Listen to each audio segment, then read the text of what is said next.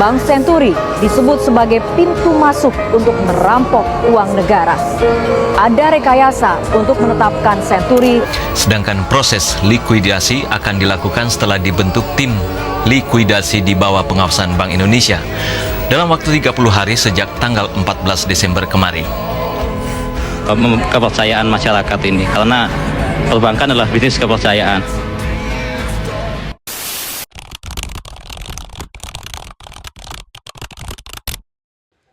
Halo semuanya, di sini saya akan menjelaskan ke teman-teman sekalian mengenai pengertian dari likuidasi bank.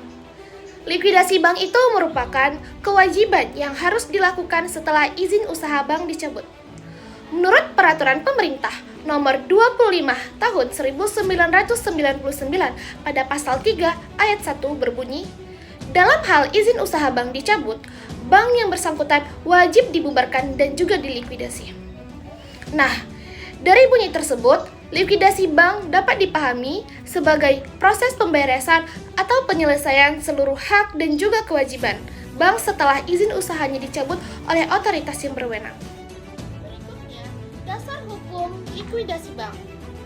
Pada Peraturan Pemerintah Nomor 25 Tahun 1999 pada Pasal 1 Ayat 4 yang berbunyi, likuidasi bank adalah tindakan penyelesaian seluruh hak dan kewajiban bank sebagai akibat pencabutan izin usaha dan juga pembubaran badan hukum bank.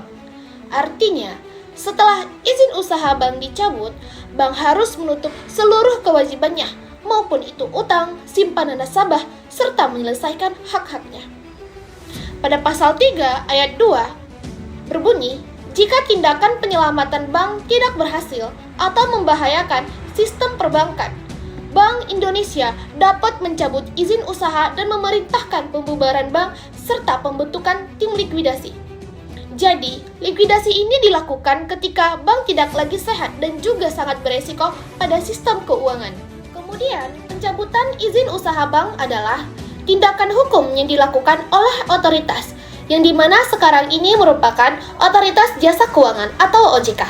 Jasa Keuangan menghentikan izin operasional sebuah bank. Jadi bank itu udah nggak boleh berjalan lagi kegiatannya. Kenapa bisa dicabut? Biasanya karena bank tersebut melanggar aturan atau kondisinya udah membahayakan stabilitas keuangan. Contohnya, kalau ada bank yang terus gagal bayar, utangnya menumpuk, nggak ada solusi. Itu bikin risiko besar untuk nasabah dan bisa merembet ke bank lain. Nah, di sini OJK bisa turun tangan, cabut izin bank tersebut. Alasannya bukan cuma soal gagal bayar aja, tapi juga bisa dikarenakan manajemennya berantakan, pengawasannya buruk, atau bahkan terlibat tindak pidana perbankan, misalnya penipuan atau korupsi. Yang kedua, prosedur dan akibat hukum. Sekarang gimana sih proses pencabutannya? OJK itu nggak langsung main cabut. Yang pertama itu, mereka akan periksa kondisi bank secara menyeluruh. Kalau ditemukan masalah serius, biasanya dikasih peringatan dulu dan kesempatan untuk memperbaiki diri. Kalau ternyata bank itu tetap nggak bisa memperbaiki atau masalahnya terlalu berat untuk ditangani, barulah izin usahanya dicabut. Begitu dicabut, bank wajib menutup semua kegiatannya dan menyelesaikan kewajiban ke nasabah maupun kreditor. Nah, akibat hukumnya cukup berat. Pertama, bank otomatis nggak bisa beroperasi lagi. Yang kedua, dilakukan proses likuidasi, yaitu penjualan dan pembagian aset bank untuk membayar utang-utang dan klaim nasabah. Ketiga, pengurus bank juga tetap bertanggung jawab. Kalau ada yang pelanggaran hukum, mereka bisa dikenai sanksi pidana. Tapi kabar baiknya, nasabah tetap punya perlindungan, ada LPS. LPS itu lembaga penjaminan simpanan yang menjamin simpanan masyarakat sampai jumlah tertentu, misalnya sampai 2 miliar rupiah per orang. Jadi walaupun bank ditutup, tabungan nasabah masih ada jaminan.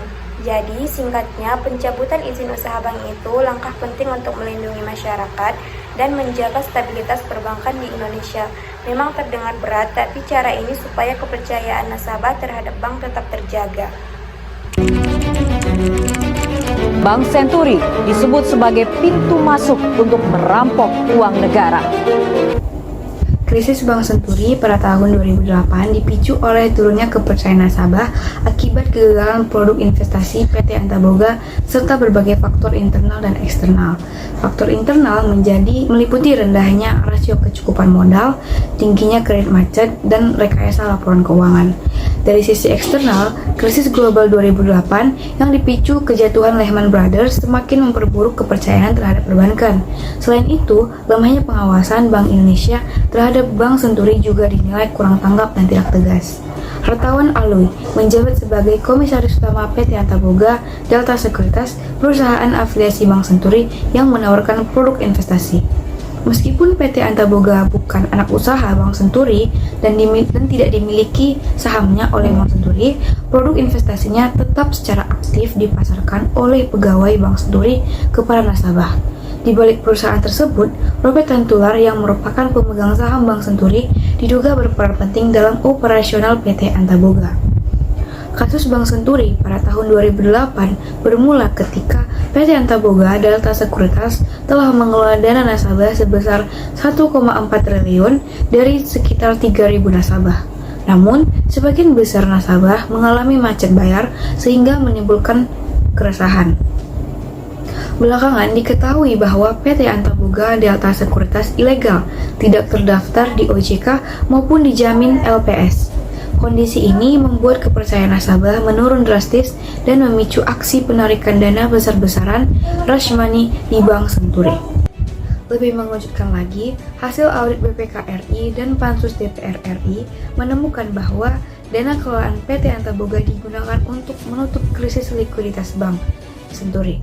Akibatnya, para nasabah mengalami kerugian ganda, tidak bisa mencairkan uangnya di Bank Senturi, serta tidak dapat menarik dana maupun return investasinya di PT Antaboga Delta Sekuritas. Peristiwa ini menimbulkan gejolak besar di masyarakat, karena dana nasabah yang hilang mencapai jumlah yang fantastis. Salah satunya diungkapkan oleh seorang nasabah, Sri Gayatri, yang menyatakan bahwa kadang keluarganya kehilangan 70 miliar dan bertekad untuk terus memperjuangkannya. Kasus Bank Senturi juga menyeret nama Hartawan Alwi yang pada tahun 2008 ditetapkan sebagai tersangka oleh Barreskrim Polri. Ia diduga menjual produk investasi tanpa izin melalui PT Antaboga Delta Sekuritas Indonesia, yang ternyata ilegal karena tidak terdaftar di Bapepam LK. Hartawan juga dianggap menyesatkan nasabah dengan menawarkan investasi berimbal hasil tetap atau fixed return yang tinggi tanpa transparansi risiko, serta menjadi pemicu terjadinya rush money di Bank Senturi. Pada tahun 2009, ia ditetapkan sebagai buron dan melarikan diri ke Singapura. Hartawan tetap tinggal di Singapura menggunakan paspor Indonesia yang masa berlakunya berakhir pada tahun 2012. Tahun 2015, Pengadilan Negeri Jakarta Pusat menjatuhkan vonis in absentia 14 tahun penjara dan denda 10 miliar serta memerintahkan penyitaan asetnya yang tersebar di luar negeri, antara lain di Hong Kong dan Credit Suisse dengan nilai jutaan dolar. Pada tahun 2016, pemerintah Indonesia bekerjasama dengan otoritas Singapura mencabut izin tinggal tetap Hartawan. Akhirnya pada 21 April 2016, ia dideportasi ke Indonesia melalui Bandara Suta dan langsung diserahkan kepada Kejaksaan Agung.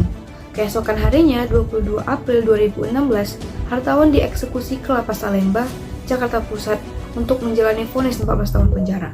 Selain itu, aset Hartawan di Hong Kong senilai sekitar 2,6 juta US dollar turut dibekukan oleh otoritas setempat. Namun, Hartawan mencoba menggugat pembekuan tersebut dengan alasan bahwa dana tersebut merupakan hasil tabungan keluarga dan pemberian orang tua.